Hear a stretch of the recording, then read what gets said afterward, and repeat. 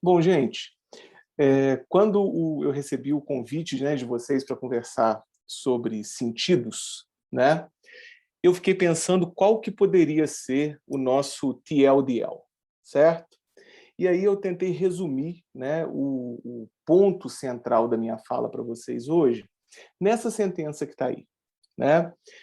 Os significados são relativizados a cenas, contexto e construam, e a sua construção é resultado de uma negociação entre interlocutores.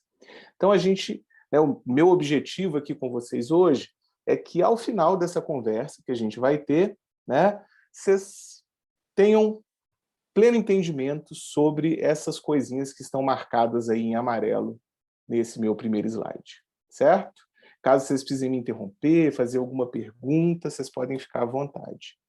Bom, vamos começar olhando, né, numa perspectiva histórica, quando é que surgem as primeiras reflexões sobre significado. Né? Afinal de contas, quando é que as pessoas começaram a pensar sobre significado? E quando a gente olha para o significado linguístico, né, que é o recorte que a gente vai fazer aqui, quando as pessoas começaram a pensar sobre ele, curiosamente, elas não começaram a pensar sobre ele nos estudos da linguagem. Elas não começaram a pensar sobre ele na linguística, mas elas começaram a pensar sobre ele na filosofia, certo? E aí, na hora que essa questão vem para a linguística, né, vem para a ciência linguística, por que a gente pode olhar para o significado? A gente pode olhar para o significado por conta de algo que vocês já conhecem até pela organização, né, da ELO. Como o Bruno falou, na semana passada, vocês tiveram uma aula sobre os sons da língua, né? Os fenômenos fonéticos, os fenômenos fonológicos, e é possível a gente organizar uma aula ou uma conversa sobre um determinado aspecto da língua, né? Muito por conta disso que o Fillmore, que é um linguista norte-americano, né, definiu como níveis de análise. Né? Então, quando a gente fala de nível de análise linguística, o que a gente está querendo dizer? A gente está querendo dizer que um linguista, quando olha para a língua, ele vê uma estrutura multinível, quer dizer, uma estrutura em várias camadas. Basicamente, o que isso quer dizer? Quando eu tenho uma expressão linguística qualquer, né, eu posso partir essa expressão e descrevê-la a partir de diversos pontos de vista que são independentes ou parcialmente independentes, usando conjuntos distintos de critérios analíticos. Ok? Bom, basicamente, né, quando a gente pensa nos níveis de análise linguística, a gente pensa nesses que estão aqui. A gente pensa no nível que descreve os sons, então a gente está falando da fonologia, né?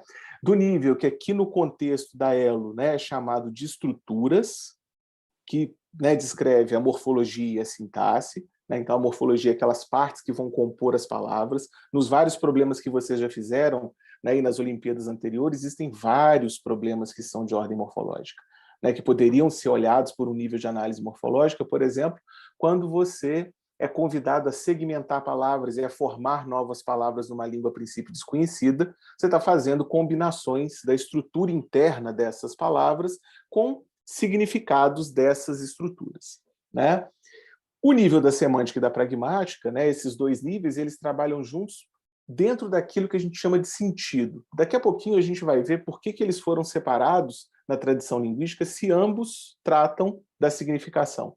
E o discurso, por sua vez, é o nível que dá aquele contexto amplo daquilo que está sendo dito, do uso da linguagem.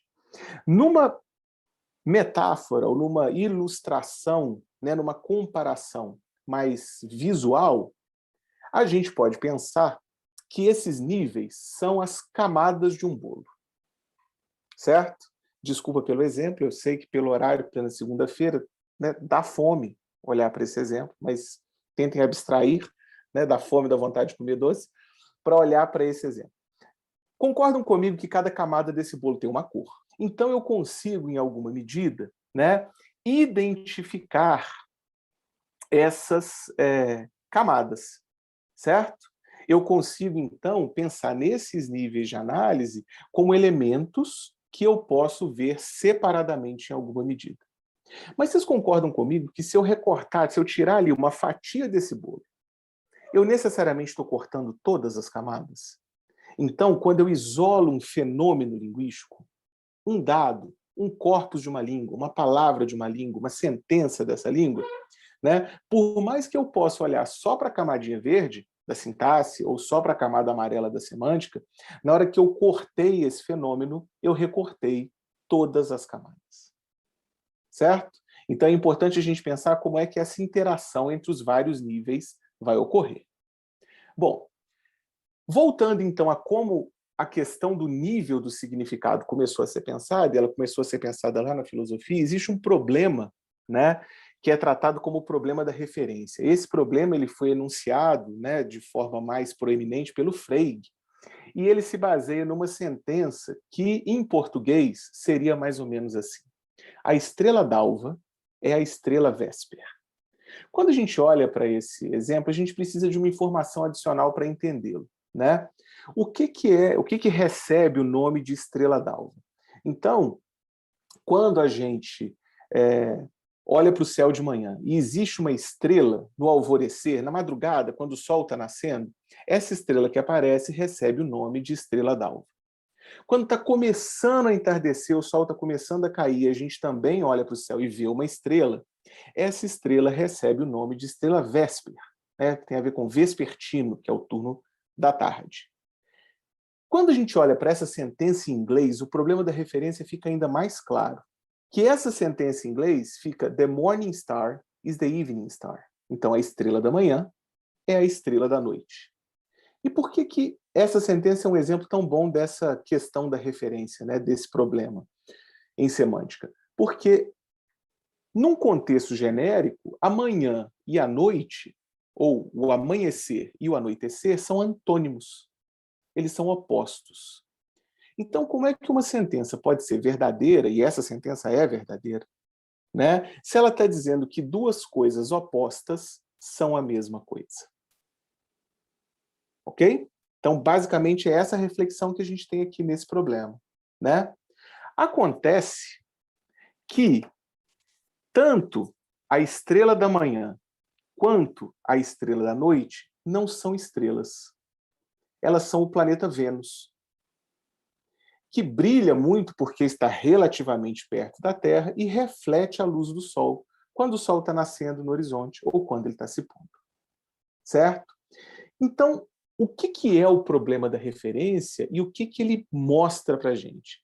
Ele mostra para a gente que o significado linguístico não é necessariamente uma correspondência direta com as coisas que existem no mundo. Ele é uma convenção que vai mostrar um recorte, né, geralmente culturalmente situado dessa realidade. Mas esse problema da referência não é o único problema que a gente tem com a semântica. Um problema também muito importante é o problema da composicionalidade, né? Se a gente começa a olhar para alguns pares de palavras, em português mesmo, por exemplo, jardim, jardineiro, né?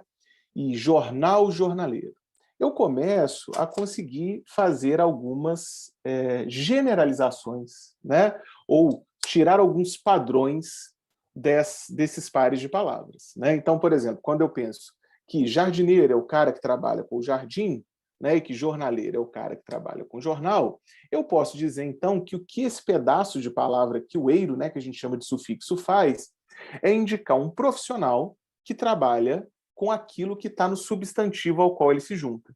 Então, se a pessoa trabalha com jardim, ela é um jardineiro. Se ela trabalha com jornal, ela é um jornaleiro. Se ela trabalha num cárcere, ela é um carcereiro. Certo?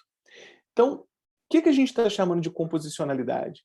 A gente está chamando de composicionalidade o fato de que o significado do todo, quer dizer, do jardineiro, é uma função do significado das duas partes. Do jardim, de um lado, que é o radical, e do eiro, do outro lado, que é o sufixo, né? Entretanto, eu encontro no português palavras como prisão e prisioneiro, certo?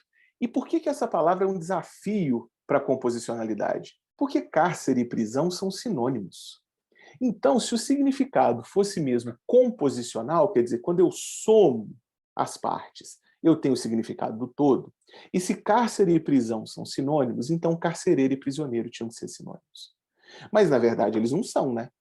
porque o carcereiro é aquela pessoa que impede o prisioneiro de sair da prisão. E o prisioneiro é aquele cara que tenta sair da prisão ou que está na prisão. Mas, além disso, né, se de fato a gente tivesse essa relação composicional, a língua teria problemas em formar palavras, por exemplo, como jornal e jornalista. Porque, vejam só, um jornaleiro trabalha com jornais, um jornalista também. Só que eles fazem isso de maneira diferente, né? Mas quando eu olho para um outro par, como dente e dentista, às vezes eu falo assim, não, mas olha só, são níveis de profissão diferentes. Porque, por exemplo, para ser jornaleiro, você não precisa, por exemplo, de fazer uma universidade, mas para ser jornalista e para ser dentista, sim. Bom, mas e o engenheiro? Ele efetivamente precisa de um curso superior, né? E é uma palavra que termina em eiro. Entretanto, será que a gente fala que o engenheiro é aquele cara que trabalha com engenho? Então percebam que quando a gente olha para essa ideia da composicionalidade, a gente também encontra problemas, né? Mudando um pouquinho de língua e olhando um pouquinho para o inglês, a gente pode pensar num exemplo como esse, uma expressão como Shark Safe Beach.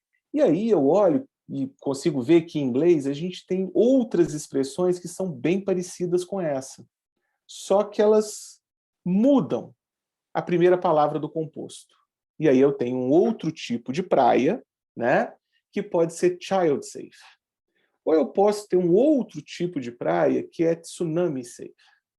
E aí quando eu começo a olhar para essas regularidades, e sabendo que beach significa praia, e que safe, em inglês, é um adjetivo que significa seguro, né, eu posso me perguntar o que essa posição X nesse composto X safe indica. Será que ela indica a mesma coisa nessas três palavras? Ou será que ela vai indicar coisas diferentes? Né? Então, ó, shark é tubarão, child é criança, tsunami é tsunami. Né? Então, vamos lá. Se eu penso na do meio, Child Safe Beach, o que é uma Child Safe Beach? É uma praia que é segura para criança. Né? Em termos de experiência de mundo, o que a gente, né, espera, né, de uma praia segura para criança? Né? É aquela praia em que a criança pode entrar no mar, não é verdade? Certo? Que ela pode ficar tranquila, que ela não precisa ter medo. Como aqui, né, o Gustavo está dizendo, então, nesse sentido, uma Shark Safe Beach seria uma praia segura para os tubarões nadarem em paz, não serem incomodados, né? Ou, como o Juliano falou, no último caso, o que a gente tem são tsunamis frequentando a praia com suas famílias, comendo ali um biscoito Globo, tomando um mate, né? E aí, nesse contexto, se a gente buscar uma ideia de regularidade nessas construções compostas, esses significados engraçadinhos, divertidos, né, seriam os significados reais dessas palavras. E, efetivamente, eles não são. E nenhum falante vai ter dificuldade em entender, né, o que eu estou querendo dizer com cada uma dessas palavras. Nesse caso, então, a gente pode expandir um pouquinho esse problema da composicionalidade para o problema da polissemia. Né? Polissemia significa, né, se a gente for olhar aqui o radical das palavras, né, muitos sentidos, muitos significados. E aí, se eu pego um verbo só, olha só, agora eu não estou olhando para um composto, estou olhando para uma palavra que é praticamente o radical, que é o PEG do pegar, seguido da vogal temática, que é o A desse verbo, e o R que marca infinitivo. Mas se eu olho para esse verbo em português, o que ele significa? Eu posso dizer assim, significa segurar com a mão. Peguei aqui minha garrafa de água, segurei a garrafa com a mão. Né? Mas ele pode também, em alguma medida, significar contrair uma doença. Tipo, peguei uma gripe, peguei Covid, né? Alguma coisa nesse sentido. Ele pode também significar usar um meio de transporte. Tipo, peguei o trem, peguei um ônibus, peguei um Uber. Né? Ele pode significar o estabelecimento de uma relação amorosa efêmera. Percebam como eu gastei aqui na definição, foi uma coisa erudita. Quando você fala assim, né, peguei o fulano no carnaval, ou alguma coisa nesse sentido, e ele pode também significar começar a realizar uma ação qualquer. Peguei a reclamar, peguei a falar durante a palestra, peguei a fazer pergunta. Então percebam que eu tenho vários significados diferentes para esse verbo. Será que isso significa que o falante do português, né, tem várias entradas mentais, várias entradas lexicais diferentes para o verbo pegar? Será que quando a gente foi crescendo e aprendendo o que esse verbo significava, a gente aprendeu um pegar, que significa segurar com a mão, e outro que significa contrair uma doença, e outro totalmente diferente significa usar um meio de transporte?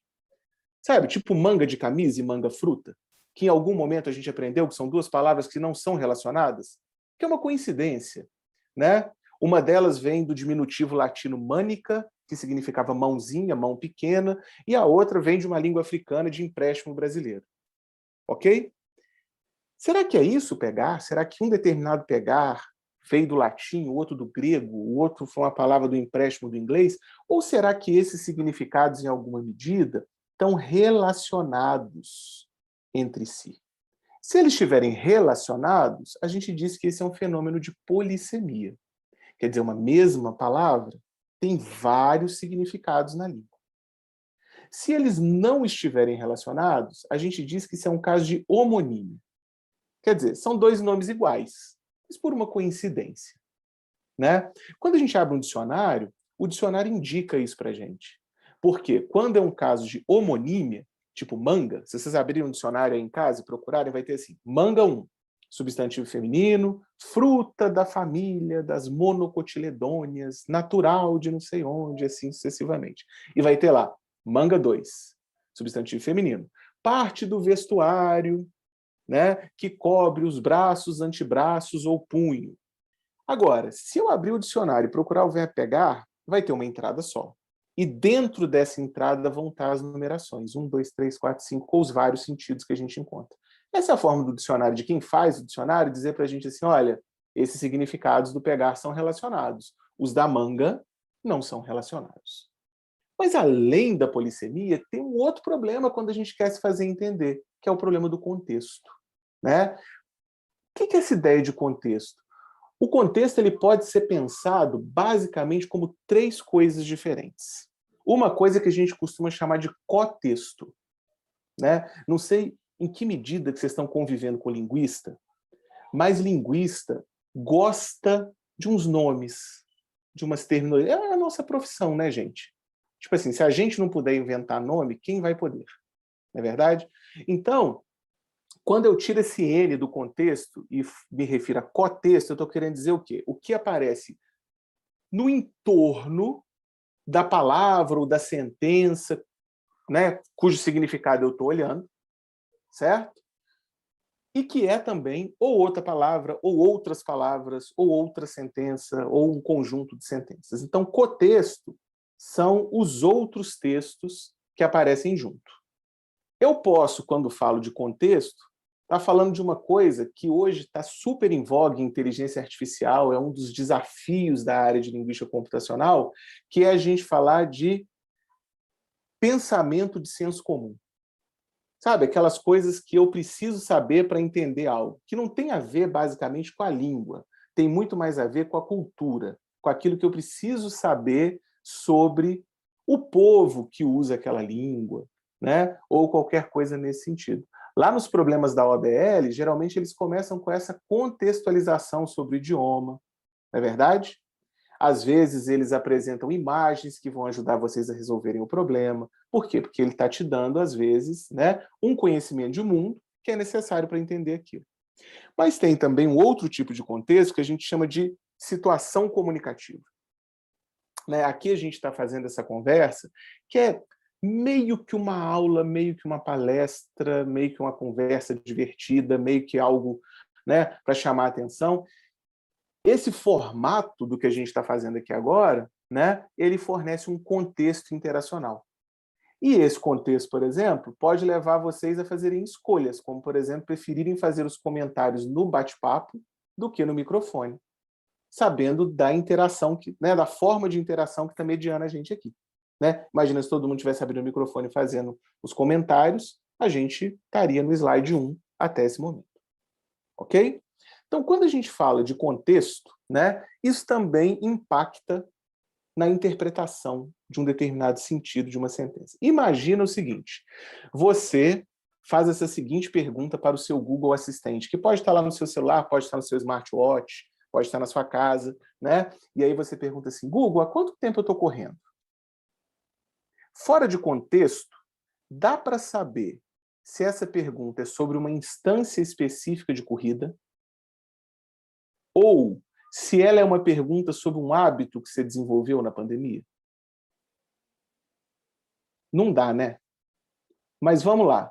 Se na hora que eu fiz a pergunta eu estiver correndo, naquele momento, saí para correr, estou correndo, e aí eu faço a pergunta, Google, há quanto tempo eu estou correndo? Provavelmente o que eu quero saber? Há quantos minutos eu estou correndo, desde que eu comecei a correr. Mas se eu estou lá sentadão na minha casa, tranquilo, tomando um café e pergunto para o meu Google Assistente, Google, há quanto tempo eu estou correndo? O que eu quero que ele me responda? Eu quero que ele acesse lá os meus dados do meu celular ou do meu smartwatch e fale comigo assim, você está correndo desde o dia 20 de março de 2020. Porque ele vai olhar as várias vezes em que eu corri ao longo desse tempo. Tiago, mas o Google faz isso? Claro que não. Porque isso é difícil pra caramba, né? Para ensinar para uma máquina fazer. Em resumo, o que eu quis trazer para vocês nessa primeira parte da minha fala? Falar um pouquinho não do problema A ou B ou C, né? Que foi nomeado pela linguística, mas do imenso problema da significação. E por que ele é um imenso problema? Porque uma língua, ela não carrega significado. O significado das coisas não está na língua. Ela é um guia. Ela é uma pista. Quem constrói o significado é quem usa a língua. É quem conversa. É quem digita. É quem sinaliza se for uma língua de sinais. Certo? É por isso que a gente costuma dizer que a língua é a ponta do iceberg. Então, aquilo que a gente vê numa palavra, numa sentença, numa palestra inteira, é um pedacinho de pista do que eu preciso fazer para descortinar tudo isso que está debaixo d'água. E, em face desse problema, houve algumas tentativas muito frustradas, que deram muito errado, de separar os dois níveis de análise que a gente conhece como semântica e pragmática. Então, voltando lá para o bolo, o nível amarelinho e o nível laranjinha. A mais famosa dessas tentativas, né, de resolver o problema, esses vários problemas da significação, foi tentar propor dois tipos de significados diferentes. Um que a gente chama de conhecimento de dicionário e o outro que a gente chama de conhecimento de enciclopédia. Quando a gente compara um dicionário com uma enciclopédia, o tipo de informação que eles trazem é diferente. Primeiro, o dicionário traz informações sobre a palavra, que está lá no título do verbete, que dizem respeito ao comportamento dela em outros níveis de análise, que não só o do significado, né? Então, o dicionário me diz, por exemplo, se aquela palavra é um substantivo, um verbo, um adjetivo, se ela está no masculino ou no feminino, se for no português, né? Se for, por exemplo, no dirbal, vai me dizer se ela está no gênero bala, balã, baí ou baá, por exemplo, né? Que são gêneros que indicam grupos semânticos. Tem um livro clássico de linguística, escrito pelo George Lakoff, que o título dele, traduzido para português, é Mulheres, Fogo e Coisas Perigosas. E a razão pela qual esse é o título desse livro é porque tem um dos gêneros dessa língua, do dirbal, né, o balã, que se aplica a palavras, né, do gênero feminino, palavras que indicam fogo e palavras como animais peçonhentos, armas de caça, coisas desse tipo, né? Armas de guerra e tal. E aí uma análise, né, desses gêneros mostra uma estrutura riquíssima de organização. Se a gente tiver tempo, depois eu chego a ela, a gente pode conversar na hora da nossa discussão. Mas quando eu olho para uma enciclopédia, vamos supor, por exemplo, que eu procuro no dicionário a palavra vulcão, certo? Ok? Aí vai estar lá, substantivo masculino, por exemplo. E aí, nessa palavra, vulcão, né, que fala de substantivo masculino, vai ter uma definição. Formação rochosa caracterizada por uma base, um pinatubo, né, e a cratera de onde a lava pode ser expelida quando se entra em erupção. Se eu abrir uma enciclopédia e procurar vulcão, além dessa informação, eu vou ter mais um monte de informação. Eu vou ter provavelmente um desenho do vulcão, que vai mostrar de onde que a lava vem, qual é o papel do movimento tectônico nesse processo. Eu vou ter informações sobre vulcões específicos, né, como Kilimanjaro, por exemplo, Mauna Loa, né, ou Vesúvio, certo? Então, eu vou ter um conjunto de informações que situa essa palavra num contexto maior. Por isso, dessa ideia, né, dessa tentativa de fazer essa separação. E aí, qual que é, nesse contexto, a ideia do conhecimento de dicionário? O conhecimento de dicionário seria correspondente ao domínio da semântica, né? E nas primeiras teorias, né, que olharam para o fenômeno do significado, ele podia ser representado em termos vericondicionais. O que é vericondicional? Em termos de condições que, se satisfeitas, se atendidas, né, indicariam que aquela palavra, aquela sentença era verdadeira. E poderia ser decomposto, esse sentido poderia ser explicado em termos de traços de significado. Certo? Vou dar um exemplo para ficar um pouquinho mais claro, né, como que isso funciona. Então, por exemplo, se eu pego uma palavra em português como solteirão, certo? E a decomponho em traços, para eu dizer fulano é um solteirão, o fulano tem que ser homem, e aí os traços em linguística geralmente são marcados como mais e menos. Não sei se vocês chegaram a ver isso na aula sobre sons, né? Mas você tem traços que indicam, né? E geralmente eles são binários, quer dizer, você marca como mais e menos. Então a gente diria que ele também é mais velho, porque você não chamaria um cara de 18 anos de solteirão, né? Você chamaria de solteirão se ele tivesse, assim, no mínimo mais de uns, sei lá, uns 40, algo do tipo, certo? Ele não pode ser casado, senão, obviamente, você não vai chamá-lo de solteirão, né? E, ao mesmo tempo, tem uma ideia de que o solteirão é alguém bem-sucedido. Ou porque ele é rico, ou porque ele é famoso, ou uma combinação de ambos. Se eu aplicar esses traços, ó, um homem mais velho que não seja casado e que seja bem-sucedido, né? Eu pensei num exemplo assim bem prototípico, bem proeminente, que a gente pode ter dessa pessoa, né, na nossa cultura. E eu pensei nesse cara que está aí. Ele é homem, ele é mais velho, ele não é casado, aliás, se ele fosse, era um escândalo, inclusive de proporções gigantescas, ainda mais na véspera da Semana Santa, e ele, na sua profissão, tipo, é super bem sucedido, né? Sério, você conhece um padre mais bem sucedido do que o padre que vira papa? Não tem, né? Só que, apesar de todos esses traços que definem solteirão se aplicarem a esse cara que está aqui, a gente pode dizer que é verdade que o papa seja um solteirão? Não pode. Certo? Então percebam que essa tentativa, por que eu disse, né, que ela é uma tentativa frustrada de separação? Porque não é possível separar, né, as duas coisas. O que me leva a ter certeza que o Papa não é um solteirão não são os traços que o definem, é o contexto.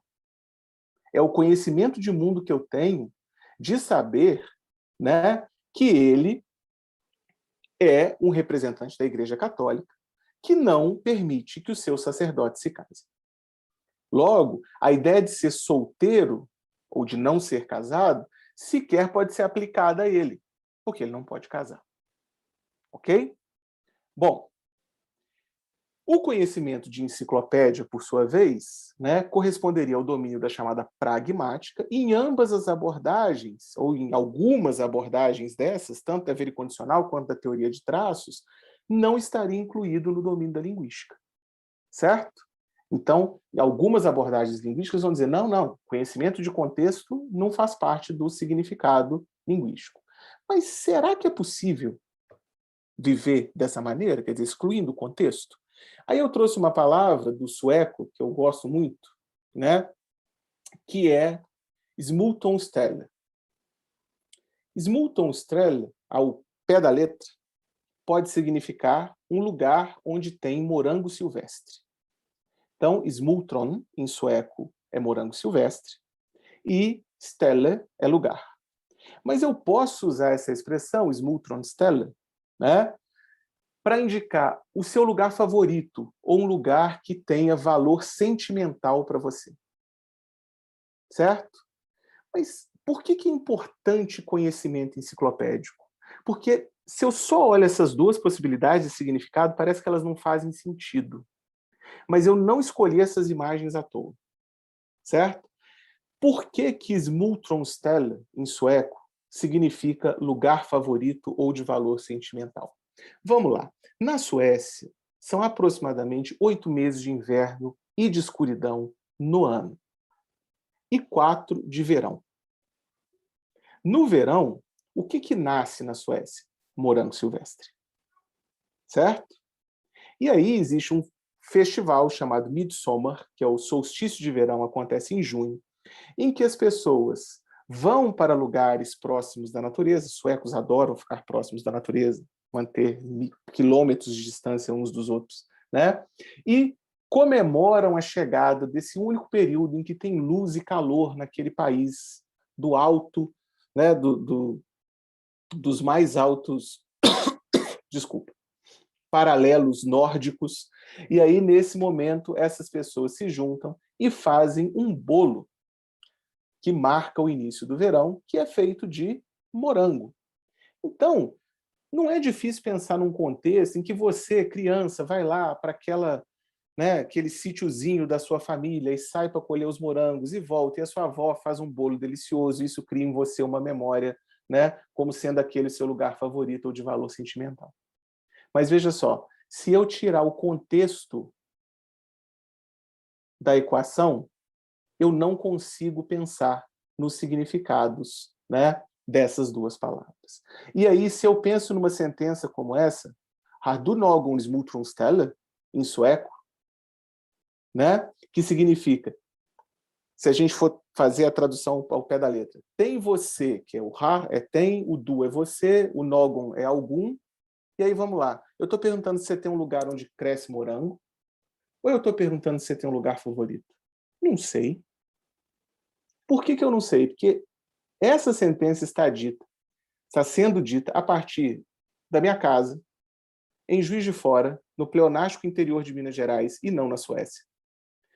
Então, vejam só, eu não tenho um contexto circundante que me permita inferir qual é dos dois significados, o significado possível para essa expressão Smultronstelle nessa sentença. E aí, em face desses problemas, que foram se acumulando ao longo das décadas em que os estudos do significado foram sendo desenvolvidos, né, uma das abordagens da linguística, que é a linguística cognitiva, abandonou essa distinção entre dicionário e enciclopédia e propôs que essas duas coisas, na verdade, formam um contínuo, certo? Uma continuidade, quer dizer, não tem uma fronteira entre elas. Que a gente, então, quando está interpretando uma sentença, a gente navega, né, nesse espaço entre conhecimento de dicionário e conhecimento de enciclopédia. E pensou em modelos, né, para olhar para isso. Um dos mais fundamentais é o modelo da semântica de frames, né? É frame mesmo, de quadro, de moldura, certo? A ideia desse modelo de semântica, da semântica de frames, é a gente tentar entender como é que a gente processa as coisas que a gente escuta ou que a gente vê, sobre as quais a gente fala. Então, ninguém tem dificuldade de me dizer o que é essa imagem. Essa imagem é de um dado, e é de um dado de 6 faces. Correto? Mas vamos lá. Nós estamos efetivamente vendo as 6 faces desse dado? Não. A gente está vendo 3. A gente está vendo efetivamente 3 faces de um dado? Não. Porque essa imagem é bidimensional. Ela não é tridimensional. Então, a gente está vendo. Então, quando a gente olha para essa imagem, o que a gente tem, na realidade, é uma ilusão de ótica que nos é dada, né, pelos tons diferentes de azul que perfazem as 3 faces do dado. Certo? Como que isso funciona lá na minha cabeça? Né? Então, esse aqui é um esquema que foi proposto por um dos pais da inteligência artificial, chamado Marvin Minsky, né? Que disse o seguinte, olha, Quando eu consigo, num desenho, ou ao ver uma figura, né, inferir o que está do outro lado, o que eu não estou vendo, então esse aqui é um dado de 6 faces, mas eu estou vendo as faces A, B e E, certo? A E é a de 3, a A é de 1 e a B é de 5, né? O que acontece? Eu junto a minha percepção visual dessas 3 regiões do cubo para poder construir a posição relativa delas e imaginar o que tem do outro lado. Certo? Por que eu consigo imaginar o que tem do outro lado? Porque a forma como eu processo as coisas na minha cabeça, certo? Que é o que a gente chama de cognição, a forma como eu penso, não é baseada só naquilo que está presente. Lembra que a língua é a ponta do iceberg? Ela é baseada também numa série de estruturas que eu, a princípio, não vejo, não escuto, não leio, mas que eu sou capaz de inferir. Por que eu sou capaz de inferir? Porque elas estão organizadas num sistema de conceitos chamado frame. Eu vou dar exemplo, acho que vai ficar bem claro para vocês. A definição do Fillmore, aquele mesmo linguista que eu citei no início sobre os níveis de análise, vai dizer que um frame é qualquer sistema de conceitos que estão relacionados de tal modo que, para entender um deles, é preciso a gente entender toda a estrutura na qual ele se enquadra. Quando um dos elementos dessa estrutura é introduzido em um texto ou em uma conversa, todos os outros vão ser disponibilizados automaticamente, certo? Então, a gente pode pensar em alguns exemplos. Aqui eu trouxe 4 palavras do inglês que, em alguma medida, são sinônimas. Então, land, por exemplo, pode ser sinônimo de ground. Shore pode ser sinônimo de coast. Né? Land e ground podem ser traduzidos em português como terra, chão, solo. Shore e coast como costa, litoral, por exemplo. Mas existe uma definição fundamental em relação a elas no inglês. Quando eu falo de land, eu estou olhando para a terra da perspectiva de quem está na água. E quando eu falo de ground, eu estou olhando para a terra na perspectiva de quem está no ar. Então, essas palavras indicam pontos de vista diferentes sobre a mesma coisa. O mesmo vale para shore e coast, certo? Então, se eu estou no território, eu tenho coast. Se eu estou no mar, olhando para o território, aquela linha da praia é shore. Ok? São pontos de vista diferentes que determinam palavras diferentes. Ah, Thiago, isso acontece em português? Acontece em português. Que é a diferença entre intervalo e recreio. Vocês concordam comigo que se eu fosse adotar uma definição vericondicional, eu diria que tanto intervalo quanto recreio são porções de tempo, não é? Dedicadas ao lazer ou ao descanso, que ocorrem entre aulas. Mas se eu disser para alunos de ensino médio que vocês já podem ir para o recreio, o aluno do ensino médio vai achar que o professor está tirando onda com a cara dele, ou o ofendendo, ou chamando de criança. Por que ele vai achar isso? Ele vai achar isso porque, apesar dessas palavras serem quase sinônimas, elas adotam a perspectiva de pessoas com idades diferentes, ok? Percebam, a definição ali em termos de traços é a mesma. Mas a cena que vem na minha cabeça é diferente. A cena do intervalo tem alunos mais velhos, a cena do recreio tem crianças. A cena do recreio casa com a merendeira. A cena do intervalo, não. Certo? Então percebam que eu tenho uma estrutura de conceitos por trás do significado dessas palavras. Eu posso pensar, então, já que é uma cena, né? Vamos pensar num exemplo mais visual. Certo? Essa aqui é uma foto que eu tirei numa viagem, e aí percebam que tem aqui essa pessoa que estava tirando uma foto de mim, então provavelmente existe uma foto oposta a essa, antônima a essa, num universo paralelo, no Japão. Né? E quando eu olho para essa foto, eu consigo ver que aqui eu tenho um lugar, certo? Por que eu sei que isso é um lugar? Tem uma linha do horizonte aqui, não tem? Tem uns prédios ali no fundo, então isso me dá uma noção de perspectiva, eu consigo ter essa ideia de que isso é um lugar. Né? Visivelmente, isso aqui é uma atração turística, olha a quantidade de gente que está aqui. Né?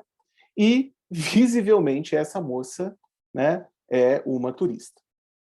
Não é verdade? Quem mais se agacharia nessa posição para tirar uma foto? Ok? Então, por que isso é um sistema de conceitos? Isso é um sistema de conceitos porque tem um conceito chamado lugar, tem um conceito chamado atração, tem um conceito chamado turista. Cada um desses conceitos é um elemento desse frame, dessa cena. Só que o mais brilhante da semântica de frames, o mais legal, é justamente a questão do land e do ground, do coast e do shore, do intervalo e do recreio. As cenas têm perspectiva, elas têm ponto de vista. Igual a minha foto representa o meu ponto de vista do Kaminarimon, que é esse templo japonês, a foto dessa moça aqui, vamos chamá-la de Suzy, que nós não sabemos o nome dela, para não ficar uma coisa impessoal. Suzy, que está aqui embaixo, né, tem uma outra perspectiva, um outro ponto de vista. Se Suzy for linguista e estiver dando aula de sentidos na Olimpíada Japonesa de Linguística nesse momento não, porque lá agora ia ser tipo super de manhã, mas em outro momento, ela poderia dizer, veja essa foto, está lá aquele moço, ó, tirando uma foto do celular, e ela vai lá estar me marcando como turista a partir de outro ponto de vista. Então, se eu adoto a perspectiva do turista, eu posso dizer que isso aqui é uma cena que indica o conceito de fazer turismo. Agora, se eu adoto a perspectiva da atração, do Kaminarimon, eu posso dizer que essa é uma cena que significa atrair turista. Mas, Tiago, por que a gente teria que propor que existem cenas com dois pontos de vista diferentes? Porque a língua lexicaliza ou transforma em palavra a perspectiva. Então, se a perspectiva é a do turista, e eu tenho um frame como fazer turismo, em que um turista experiencia uma atração em um lugar, né? O português, por exemplo, usa o verbo conhecer para falar dessa cena, e o inglês o verbo see. Agora, se a perspectiva é da atração, dizendo que um lugar ou uma atração, né, vai atrair turistas de diferentes origens, aí o verbo em português não é conhecer, é atrair. E o verbo em inglês não é see, é draw. Certo? Então percebam que a perspectiva que eu adoto sobre a cena muda, né, como que eu falo da cena na minha língua. Ok? Beleza? Ah, Thiago, é sempre com palavra diferente? Não, não é sempre com palavra diferente. Não sei se tem alguém do Paraná, mas existe uma diferença dialetal do domínio lexical entre o português falado em algumas regiões do Paraná e o português falado em Minas Gerais. Né? Então, Isabela é do Paraná. Isabela, por favor, confirma, mesmo que seja mentira, você finge que é verdade. Estou brincando. Em que você pode usar o verbo emprestar tanto para tomar emprestado. Eu cheguei atrasado no Enem, estava sem caneta preta transparente, mas eu emprestei a caneta da minha amiga. Quer dizer, eu peguei emprestado com a minha amiga porque ela tinha uma outra. Então, emprestar de é tomar emprestado. Emprestar a ou para é você ser a amiga que estava com a caneta extra. Então, às vezes, essa diferença de perspectiva está presente no mesmo verbo, mas a forma como você vai construir a sentença vai ser diferente para indicar duas perspectivas. E aí, a gente consegue sistematizar esse frame numa cena. Né? Então, a gente consegue dizer que tem os elementos como a atração, o lugar, o turista, definir cada um desses elementos. Né? Aqui eu estou mostrando para vocês uma tela da FrameNet, que é um modelo computacional que tenta, né, modelar essa cena, né, para que uma máquina possa aprender sobre ela. E esse tipo de frame, esse tipo de cena, resolve alguns dos problemas que a gente tem, como, por exemplo, o problema da composicionalidade. Como que eu consigo interpretar a diferença entre Shark Safe Beach, Child Safe Beach e Tsunami Safe Beach? Certo? Eu consigo fazer isso porque são perspectivas diferentes sobre um frame de risco. Eu posso pensar num frame como estar em risco, que tem 3 elementos: o bem. O bem é algo considerado desejável ou valioso, que pode ser perdido ou danificado, a entidade perigosa e um evento danoso. Então, o que acontece com a construção do inglês X safe beach? Né? Se for child, porque o falante tem essa cena do risco na cabeça, ele mapeia a criança com o bem que tem que ser preservado. Sim, ele pode odiar a criança. Sim, ele pode achar que a criança é uma entidade perigosa, mas vocês vão de convir comigo que isso tinha que estar ancorado num contexto muito específico. Pensando no senso comum, ele atribuiria à criança a posição de bem, o tubarão a posição de entidade perigosa, né? E o evento danoso ao tsunami. Ok? Então percebam, ó, que isso não é exatamente o significado de criança, nem o significado de tubarão, de dicionário, nem o significado de tsunami.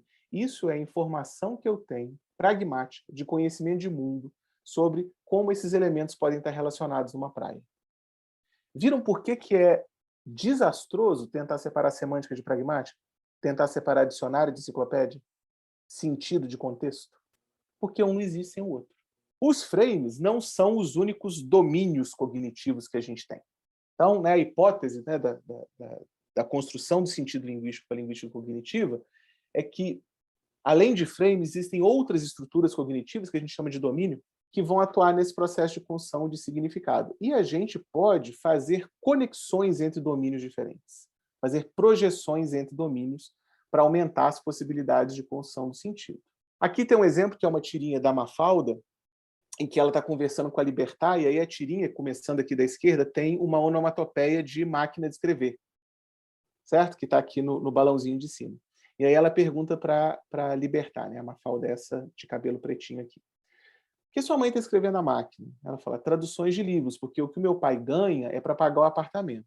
A minha mãe sabe francês. Os franceses escrevem os livros em francês. E ela copia na língua que a gente fala. E com o que ela cobra, compra macarrão e outras coisas.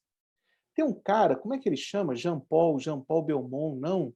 Jean-Paul Sastre, será? Ela, Sartre. Ela fala, esse aí, o último frango que a gente comeu foi ele que escreveu. Como é que eu consigo entender esse balãozinho? O último frango que a gente comeu foi ele que escreveu. Eu consigo fazer isso porque eu pego um domínio, que eu chamo de fonte 1, que é um frame, por exemplo, de criação de frango, que tem um granjeiro, um sitiante, né, que cria o frango com o propósito de vender esse frango para alguém comer por dinheiro. E eu tenho um outro domínio em que um autor, através da escrita, cria um livro que tem o propósito de ser lido e ele vende esse livro por dinheiro. Eu consigo fazer correspondências entre esses dois espaços porque tem um conceito genérico na nossa civilização que é agentes realizam processos que criam produtos para um uso específico e trocam esses produtos por dinheiro. Vejam, essa bolinha de cima resume o capitalismo. Uma coisa super concisa, inclusive. Né? E o que eu tenho aqui embaixo, que eu chamo de mescla, eu tenho projeções de elementos diferentes. Então, eu pego o Sartre, que é o Jean-Paul Sartre, o autor francês do livro. Ele é o autor, ele escreve. Só que, ao invés de ele escrever um livro, ele escreve o quê? Um frango. Porque ela fez uma compressão analógica. Com a tradução, que é um ato de escrita, ganha-se dinheiro. Para comprar o frango para comer, gasta-se dinheiro. E a gente projeta aqui os dois dinheiros dos dois espaços. E aí a gente consegue entender isso. Mas percebam que isso está na definição de frango? Isso está na definição de livro sozinho? Não. Isso está na medida em que o meu conhecimento de mundo olha para essa definição. Alguns domínios, né, dos quais a gente recruta para entender são muito abstratos, né, e são representações esquemáticas visuais, a gente chama eles de esquemas imagéticos, né? E eles, por exemplo, nos ajudam a entender por que pegar é um verbo polissêmico. O pegar, em todas as suas acepções, ele recruta um esquema imagético em que um elemento é trazido para próximo ou para dentro de um container. Quando eu pego uma coisa com a mão, não é só segurar, né? É segurar e trazer para perto. Então esse é um sentido físico, mas perceba, a garrafa aqui é a bolinha, eu sou o quadrado. Em contrair uma doença, a bolinha é o vírus, eu sou o quadrado. Ah, Thiago, mas como é que você pode afirmar isso? Eu posso afirmar isso. Por quê? Porque os falantes do português, escolarizados ou não têm o menor problema de falar pegar para doenças que eles acreditam que eles contraem pelo contato com outras pessoas.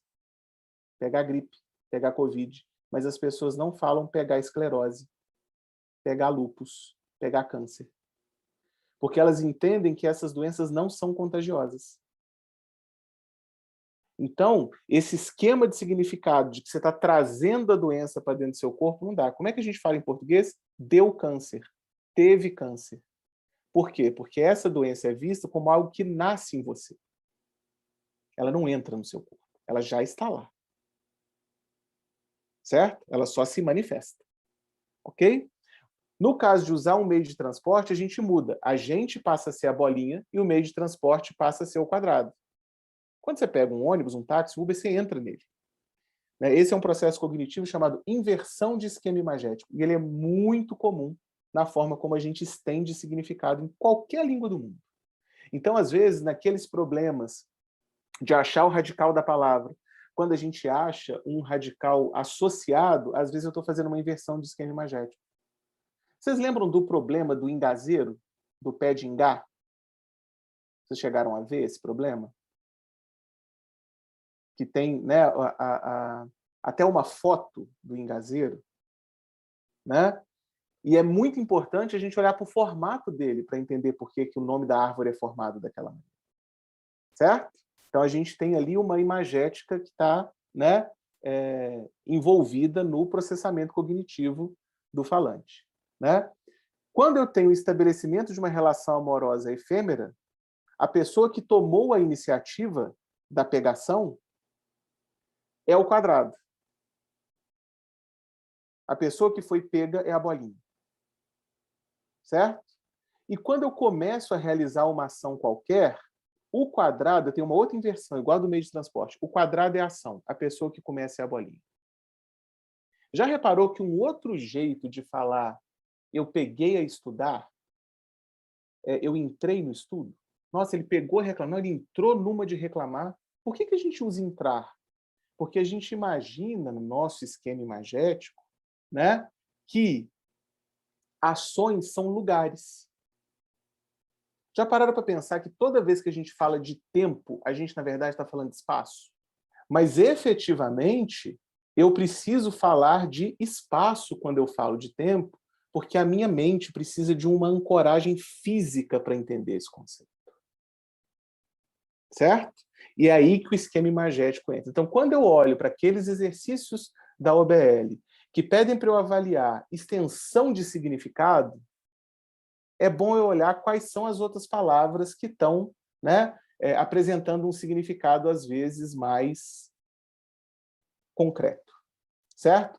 No exemplo que as pessoas estão discutindo aqui no chat, do pegar um conceito, fala assim, não, eu peguei, eu entendi. Né? O seu cérebro é o quadrado, o que você tinha que aprender é o círculo. Além disso, né, numa interação, o enunciador, esse enunciador, gente, ele pode ser o falante, quem escreveu, o escritor da mensagem, o sinalizador numa língua de sinal, por isso que a gente costuma usar o termo enunciador. Porque se a gente usa falante, na verdade, a gente está excluindo as línguas sinalizadas, que são tão linguísticas como quaisquer outras. Né? Ele pode convidar o interlocutor, que a gente também não chama de ouvinte, né? Porque se for uma língua de sinal, a pessoa não vai necessariamente estar ouvindo aquilo, certo?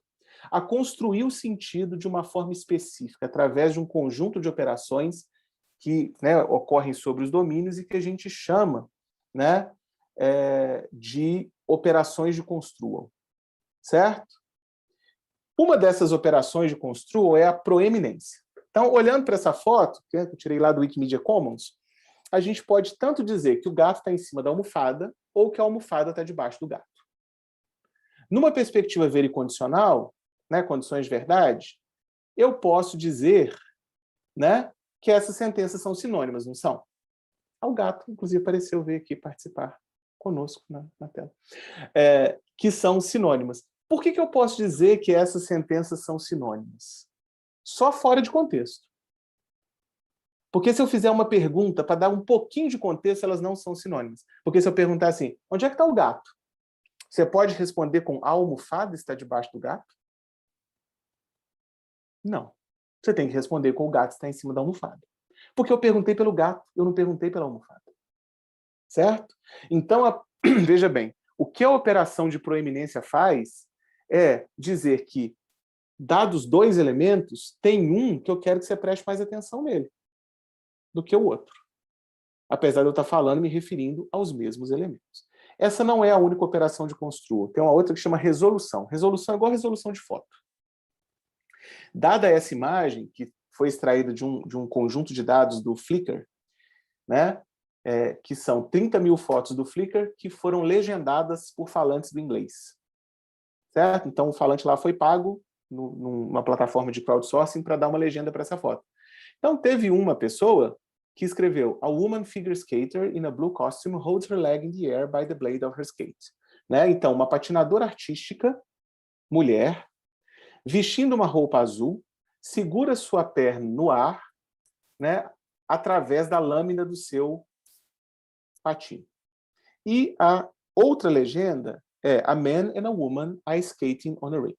Então, um homem e uma mulher patinando no gelo em um ringue de patinação. Concordam comigo que a expressão "a woman figure skater" e a expressão "woman" se referem à mesma pessoa na mesma imagem aqui? Só que elas têm graus de resolução diferentes. A primeira legenda dá muito mais detalhes sobre quem é essa moça do que a segunda. A gente também faz isso quando a gente fala, certo? Quando a gente usa qualquer língua. A gente pode variar o grau de resolução, de mais específico ou menos específico, né? E aí, com isso, a gente volta ao nosso problema do contexto, né? Quando eu perguntei para o Google há quanto tempo eu estou correndo. A pergunta se é sobre uma corrida específica ou sobre um hábito, ela depende do lugar onde eu pergunto, do que eu estou fazendo e também do grau de resolução de tempo que eu estou usando. Não é? Imagina um futuro ideal em que você possa falar com o seu assistente assim, por exemplo, você marcou um horário para discutir um problema da OBL com um amigo, com um colega, e aí você pergunta: "Assistente, que horas é a minha conversa com o fulano?" Aí ele fala: "às 16 horas de hoje." Aí você pergunta: "Poxa, não posso. Tem algum horário em breve? Outro horário em breve?" Se o assistente te responde: "Tem, 16h01." Você vai, sim ou com certeza, ter vontade de quebrar o seu assistente. Né? Por que ele não pode responder 16h01? Ele não pode responder 16h01 porque você tem uma resolução de tempo aceitável para esse intervalo. Né? E é por isso que a gente volta ao nosso TLDL. Né? Então, olha só, o que a gente viu? Os significados, então, serão relativizados às cenas, aos frames, aos esquemas imagéticos, ao contexto de enunciação e ao construo, ou seja, aquelas operações que o enunciador faz para convidar o interlocutor para olhar para aquela situação de uma forma específica. Ok? Antes de terminar, então, vocês podem estar se perguntando o que diabos é TLDL. TLDL eu não defini antes e coloquei desde o início para ficar bugando aí a cabeça de vocês, obrigarem vocês a procurar no Google enquanto eu estava aqui falando, né? Na realidade, uma sigla para Too Long Didn't Listen. Certo? Então, longo demais, não escutei, não prestei atenção. Que, por sua vez, é construída por analogia com outra sigla, que é TLDR. Certo? TLDR é a sigla para Too Long Didn't Read. Então, longo demais, não li. Que, no contexto de um comentário a um post na rede social, por exemplo, você fez um post no Twitter, um fio gigantesco. Quando você terminou, alguém foi lá e escreveu TLDR. Certo? Indica de forma rude que o post é muito longo. Que você violou a convenção pragmática do gênero post do Twitter. Sabe? Você violou e entrou num domínio polêmico chamado textão. Ok? Porém, e foi isso que eu fiz, espero que vocês tenham captado, quando você começa por um TLDR, ou quando você começa por um TLDL, o que você está fazendo como enunciador é indicar o resumo da ideia central de um texto. Então vejam só, a gente sai de forma rude, para dizer que um post é muito longo por escrito, para uma estratégia discursiva para uma apresentação, trocando uma letra de uma sigla, por analogia, para dizer, veja, vai ser longo, mas preste atenção. Por quê? Porque eu vou dizer isso, e eu acho que isso é interessante. Então eu fiz uma inversão, igual a inversão de esquema imagético, num termo que, honestamente, deve ter de vida no inglês uns 5 anos. Por que eu estou chamando a atenção para esse termo? Porque esses processos da semântica cognitiva, eles não precisam de séculos para ocorrer. Eles podem ocorrer instantaneamente, desde que você construa o contexto, enquadramento ou frame suficiente para garantir que o seu interlocutor vai olhar para a ponta do iceberg e vai inferir tudo que está lá para baixo. Certo? Então, é isso. Obrigado. Se vocês tiverem alguma pergunta, com as ordens.